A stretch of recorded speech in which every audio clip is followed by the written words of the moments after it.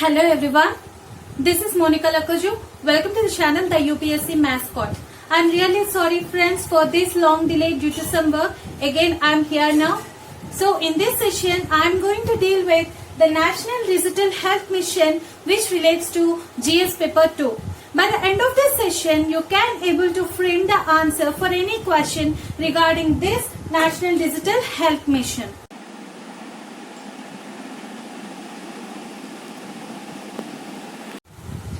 In this session, we are going to discuss about what is National Digital Health Mission, the potential of this mission, and what are the gaps before digitization of the health system, and what are the shortcomings or the challenges pertaining to this mission, and what kind of data should be integrated in this mission, and what our government should do, and a way forward. So let's start our session.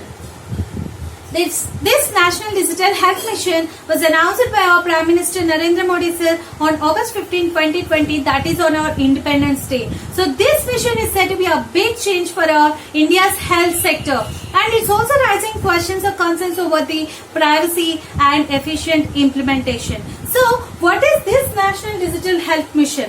It is a part of our National Digital Health Blueprint.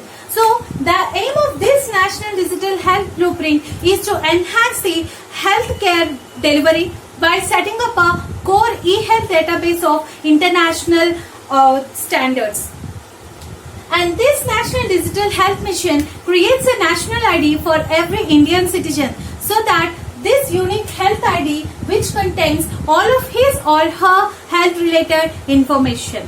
So what is the potential of this mission? So it makes our health sector more technologically advanced, an inclusive one, and the delivery driven one. That means it has the potential to transform our healthcare sector. And the third point was, what are the gaps before digitization of the health system? So we have to generate points such as, so before digitization, the citizens has to travel to the hospitals even for the primary level illness. Okay, and in most of the primary level healthcare centers there is no data storage for patients, and the citizens were not much aware of the tertiary healthcare services, and people has to travel with their health reports carrying out to the hospitals. So these are some gaps before digitization of our health system. And next, what are the shortcomings or challenges pertaining to the National Digital Health Mission? The first major challenge was there is an absence of digital infrastructure in rural areas. That means the 40% of the population don't have access to technology. And the second one was this National Digital Health Mission gives rise to logistical challenges and the privacy issues. It involves the government collaboration between the hospitals in both public as well as the private sectors, the labs, insurance firms, pharmacies and telemedicine. So here there is a risk of exposing the healthcare data to hacking and the commercial misuse. That means the data leakages or unauthorized access by the private labs. And there is a lack of digital awareness among the people which leads to frauds or scams, and the customization of the new software and the changes in the existing system can be extensively costly. So these are some of the challenges pertaining to the National Digital Health Mission. And what kind of data should be integrated in this mission? So for this, the centralized data with a real-time big analytics can become the surveillance tool, and the healthcare data from wearable devices are getting mainstreamed. So with this data can be used by the healthcare doctors, healthcare providers, doctors, patients for diagnosis. So this National Digital Health Mission should spell out its stand on collection of the data from the individuals and integrating it with the unique health ID. So now what the government should do? First of all, the government must gain confidence of all the stakeholders and including the rights groups before going ahead.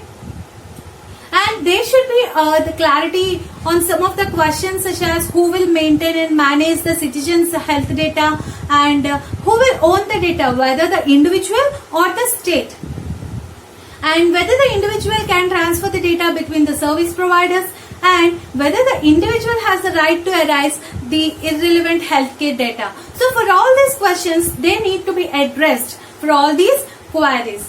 And the insurance company should not be allowed to misuse the personal data. Okay. And next, this National Digital Health Mission must be in compliance with the global best practices on data privacy, like the European Union Data Protection Regulation.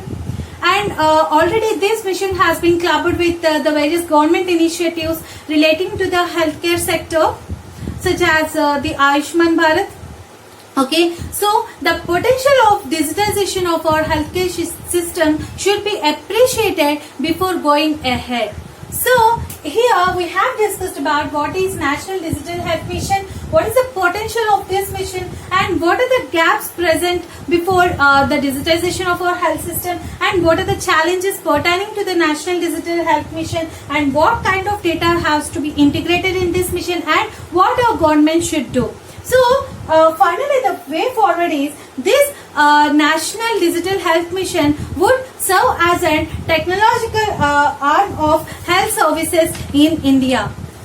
So though it of the treatment and integrated health facility at a single point by this mission will boost our health sector aspirations. So here in this session, I have given a view which depicts the holistic coverage. Okay, so for this session notes, you can follow our Instagram by the name of the UPSC mascot. So if you like my video, please share and subscribe to my channel. Thank you. Have a nice day.